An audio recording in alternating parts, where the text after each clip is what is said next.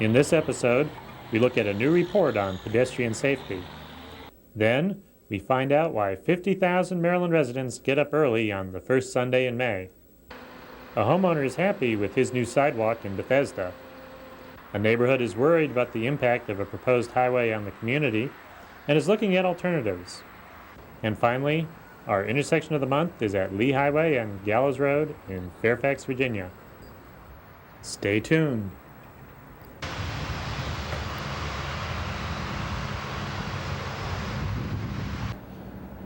We're talking with Brian Cohen, who's an analyst with the Environmental Working Group. What is the Environmental Working Group? Well, we're a nonprofit research group. We publish reports and policy memos on environmental and public health issues and distribute them to members of Congress and to the media and to the general public, mainly through our website at www.ewg.org. And you just came out with a report called Mean Streets in conjunction with the Surface Transportation Policy Project. What's that report all about? Well, in that study, we looked at a public health problem that's not receiving a lot of attention, and that's the fact that every year, over 6,000 pedestrians are killed by automobiles. It's 1 in 7 traffic-related deaths is a pedestrian, and we know that automobile safety and making our highways safer receives a lot of attention.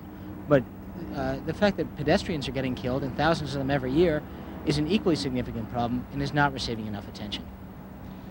Now, this is a problem every place, but some places are worse than others. What would be some of the best and some of the worst cities? Well, we found that some of the best cities were places like Pittsburgh and Boston and Milwaukee, and some of the worst and most dangerous for walkers tended to be communities like Fort Lauderdale and Tampa and Atlanta.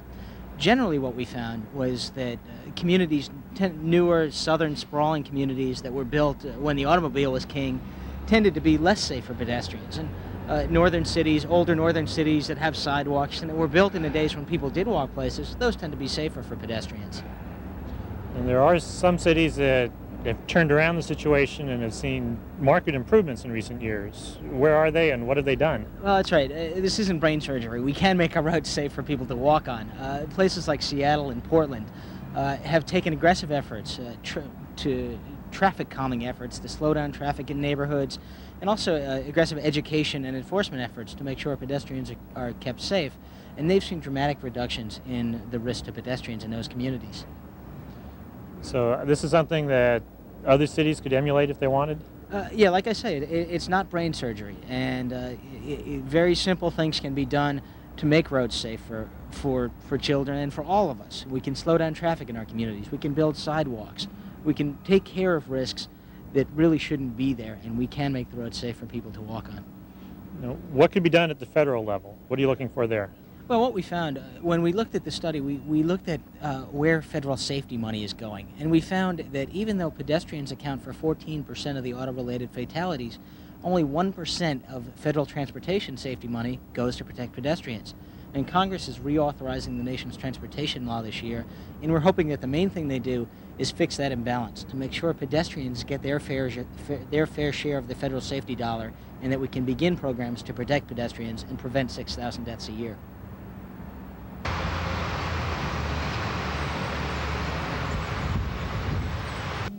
Okay, we're talking with James Corliss of the Surface Transportation Policy Project.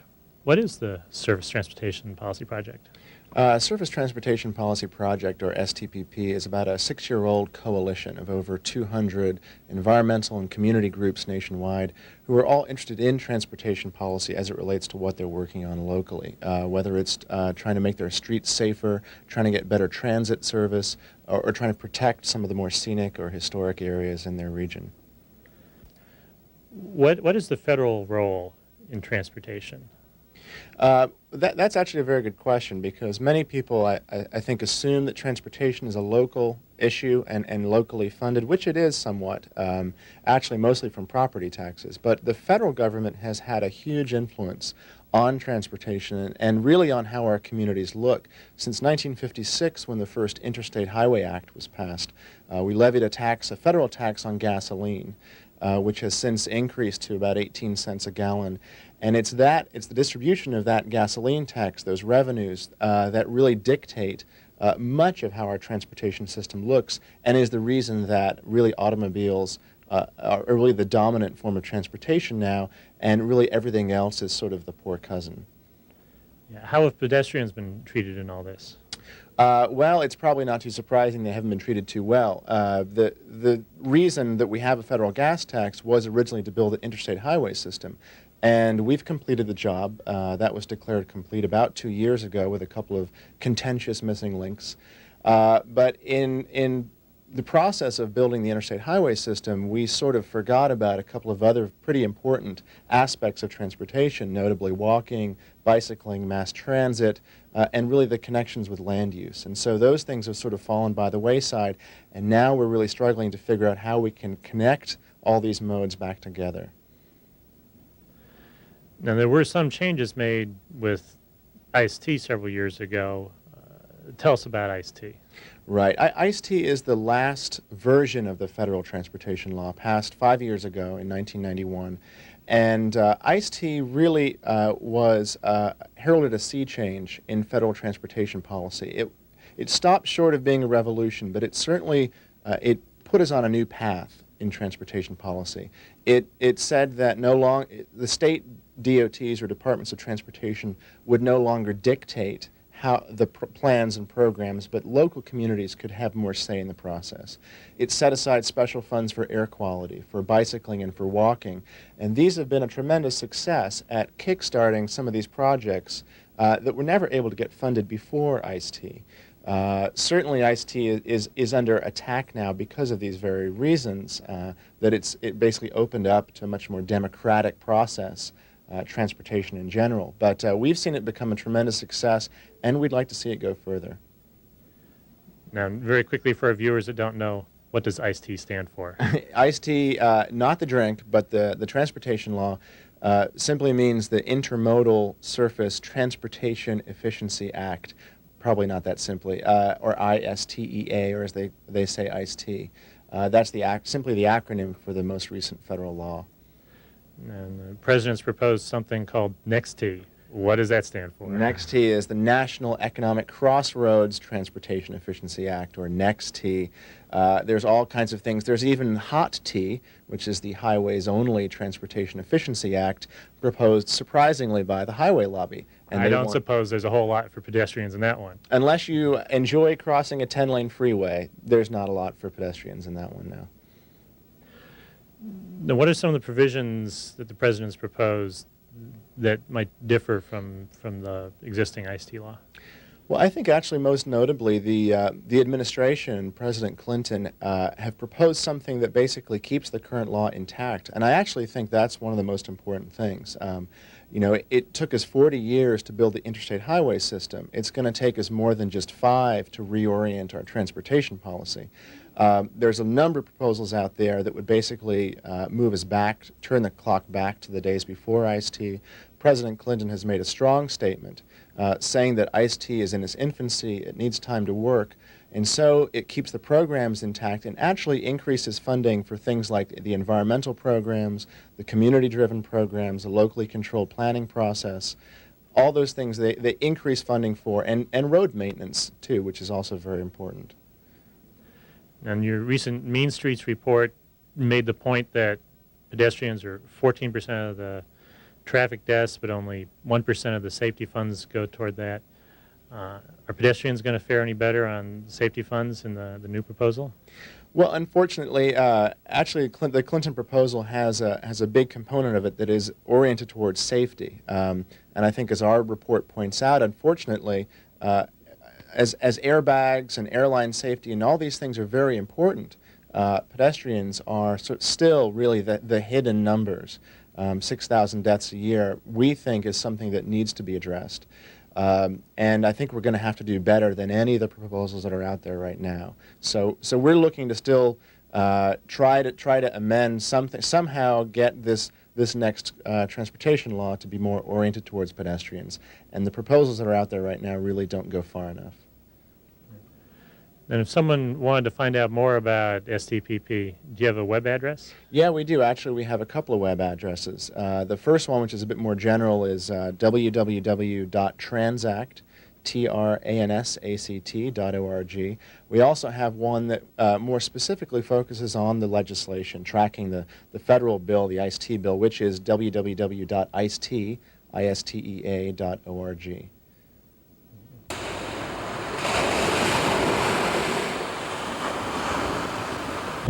We're talking with Lori Vidal of the Maryland Transportation Authority. A few days ago, you had the Chesapeake Bay Bridge Walk. What is that? The Chesapeake Bay Bridge Walk is a day that we have every year where we close one span of the William Preston Lane Jr. Memorial Bridge across the Chesapeake Bay and allow Maryland citizens and visitors to walk across that span. We run two-way traffic on the other bridge so as not to inconvenience our motorists. And how many years has this been going on? We did our first walk in 1975. This was our 23rd annual walk, and it's something we really enjoy doing, although it's a very big undertaking. I can imagine. How many people show up for this?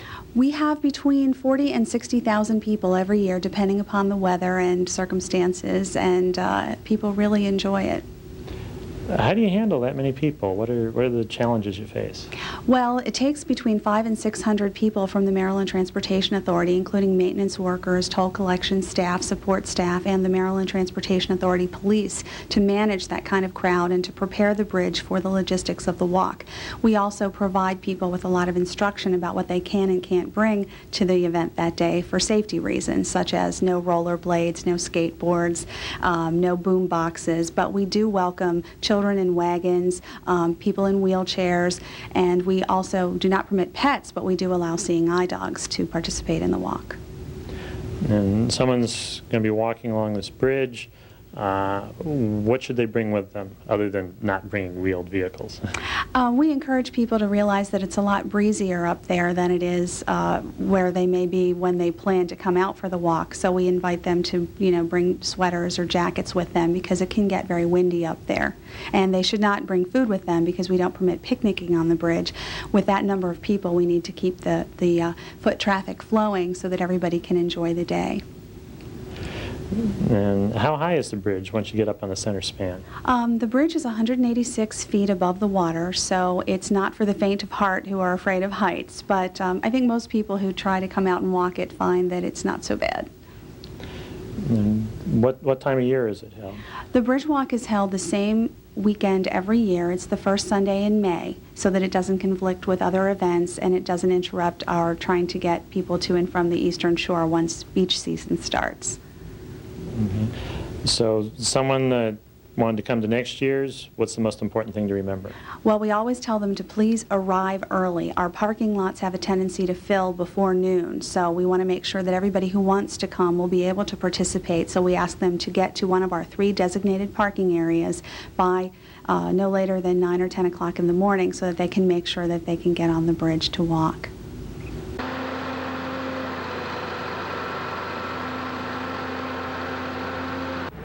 We're on Leland Street in Bethesda, Maryland, where a new sidewalk has just been put in front of Ben King's house. What was it like here before the sidewalk was installed?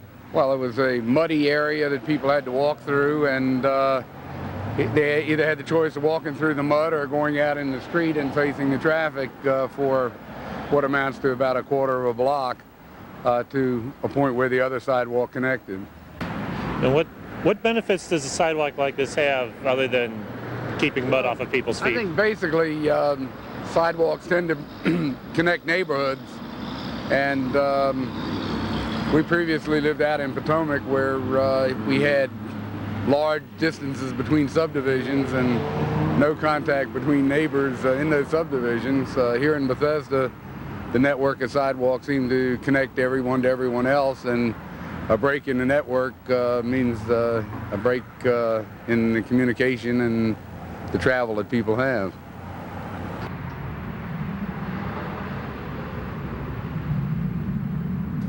We're in North Bethesda, Maryland, talking with Marta Vogel, who's president of the Tilden Woods Citizens Association. You had a column in the Washington Post a year ago talking about the sense of community and how it's been lost and how to maintain it. What is a sense of community? I think a sense of community is feeling like you belong to something that's bigger than just your house and your neighbors. It's a little bit more than that, and feeling like you can walk through your community and know people there, and maybe they'll help you out every once in a while, a feeling of belonging. And what happens when people don't have that anymore? Or why do people think they don't have that anymore? Well, there's lots of reasons. I think a lot of it is the way we design our suburbs and cities that don't allow people to feel like they need each other. I think a sense of community depends a lot on feeling like you can help each other out. For example, we started a babysitting co-op, and we trade off times. If I need to go somewhere and someone needs to look after my child, I know I can just call them up. And if I go back to the cup of sugar people used to borrow, if you feel like you can do that kind of thing, it sounds like a small thing, but it's very important to the sense of our belonging to a country. And I think a lot of reasons that we don't feel that we belong anymore is we're spread out. Our community, for example, has rather big yards. It's harder to get to know some people. People go into their garage.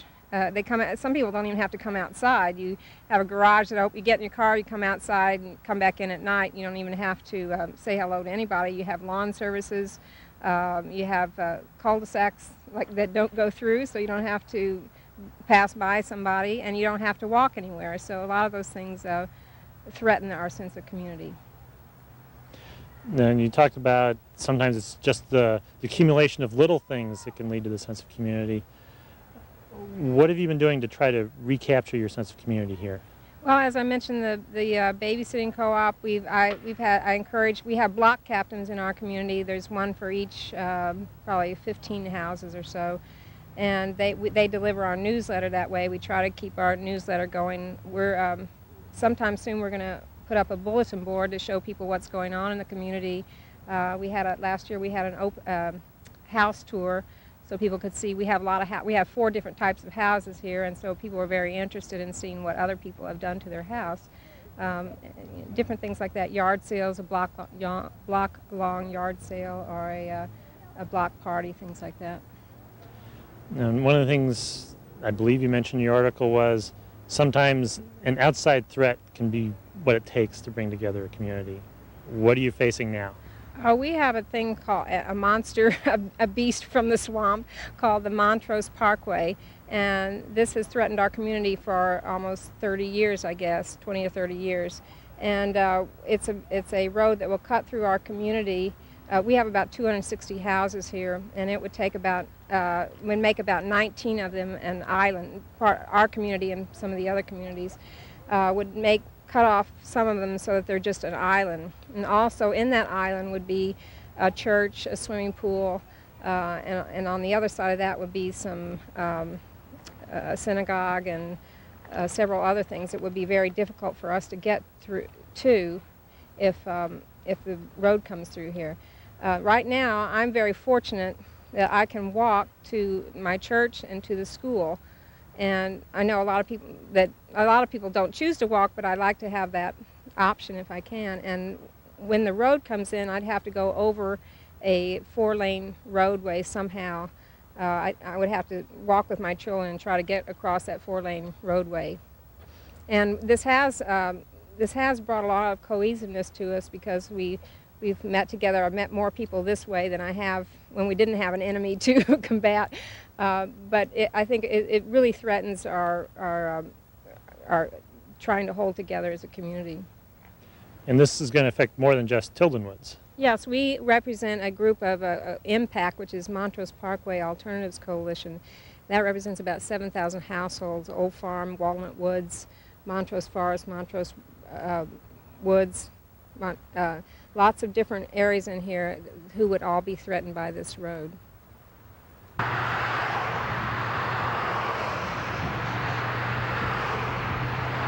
Okay, we're talking with Emily Mintz of the Montrose Parkway Alternatives Coalition. I guess you're on the steering committee of the coalition, and you're also vice president of Tilden Woods. How long has the coalition been around? It's been around a few months in its present form, and we've been working together with a number of community groups for close to a year. We formed this coalition to try to, in an organized way, work with the county and work with politicians and try to find a method of moving traffic around North Bethesda in any other way other than building another piece of asphalt and roadway that we think is going to probably bring more traffic in. And you've been trying to work with the planning staff to look at alternatives. What are some of the things you've been looking at? Well, the planning staff's now become a lot more amenable to searching through things. We would like to see people get out of their cars before they come into North Bethesda. It's an urbanizing area. It had been at one time rural and then became suburban, but now it really is a major retail area. We think that we can find ways for people to use shuttle buses, better use of transit, and some smaller interchange alterations that would make the intersections flow easier without having to build the road. They've been studying another interchange on the highway that's near us that would bring traffic onto another side street to even out the flow. There's a road near here that's underutilized as opposed to our Montrose Road right near us. They're trying to get some of the traffic off of Montrose onto Wooten Parkway perhaps. We have proposed park and ride lots for next to the highway so that we can shuttle people into their jobs, because their studies have shown that the traffic that's coming is coming from the highway to job centers in North Bethesda, and we believe that this is a very, very good opportunity to use transit. So where are we in the process? What's happening and what happens next? Well, at the moment, the Parks and Planning staff is looking at it and doing studies. They are collecting data. They have a very sophisticated computer model. Hopefully the information that goes in it will be accurate and reasonable information that causes the results to be useful. And they will be sending a recommendation. They're studying upwards of 40 alternatives, some road building and some non-road building. They are focusing on building the parkway, and then they'll send the recommendation up to the planning commissioners. Planning commissioners will send it to the county council, and then it'll be in the hands of the elected officials at that time. And we'll be following it as it goes from place to place, working with everyone who has a decision-making power to show them that all the alternatives that we'd like to see would work and solve this problem of congestion on Montrose Road, which is a rush hour problem, without having to build a 24-hour highway through all these neighborhoods. What does the master plan call for here? Well, the master plan in North Bethesda has just been rewritten. It was written in 1992. It's supposed to go for the next 20 years. They put a great deal of thought in, and it's the first one in Montgomery County where they really tried to put in what they call TDM measures. It's transportation demand management measures. These measures are other than road building and the kinds of measures that involve using buses and helping people get out of their single occupancy cars. They were very aggressive in it. In the master plan, they have proposed all kinds of fees for using cars and parking fees, and instituting other new shuttle routes. They instituted a management district around the metro stations that would coordinate all the plans for that. It's supposed to be coordinated with the Parks and Planning Service. What we have found is that they are not aggressively pushing these measures because they are not politically popular. And they continue to look to the transportation departments to do the studies and the information that they need, and the transportation departments are generally focused on roads, which was the old 1950s and 1960s concept. So even though we have a document that is demanding that we move forward with some of these things, we have a bureaucracy that is designed to work in another direction, and we're trying to nudge them along and insist that before they do anything in the way of road construction, that they look at every possible alternative and implement the ones that are viable. And then we'll see if they can still justify building another road.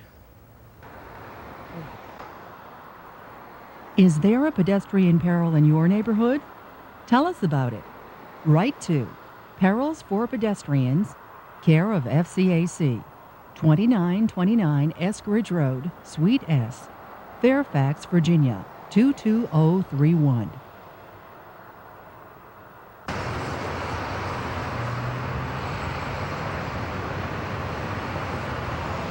We're in Fairfax County, Virginia for our intersection of the month, the corner of Lee Highway and Gallows Road. These are two very busy roads. They come together in an intersection with left turn signals for all the directions, a high-speed right turn lane where the cars zip around with the yield sign. There's a crosswalk marked there, but the paint's pretty much worn off. There's only one other crosswalk on the four legs here. The other two legs leading over to a rather busy shopping center are missing. It's not sure quite how a pedestrian's expected to get over there. There's also only a pedestrian signal for the one leg here. The other three legs, you're on your own. There's a lot of pedestrian activity around here. We're only a 10-minute walk from Metro, and there are other shopping centers in the area. But pedestrians are treated poorly. There are numerous gaps in the sidewalk system, and on this corner, two of the corners don't even have curb cuts. They've got a foot step up toward the shopping center. What's a person in a wheelchair to do? We think the Department of Transportation could do a little better here. To request a free Pedestrian Advocates Action Kit, write to the Campaign to Make America Walkable, care of the Bicycle Federation of America, 1506 21st Street Northwest, Suite 200, Washington, D.C. 20036. Visit us on the internet at www.pedestrians.org.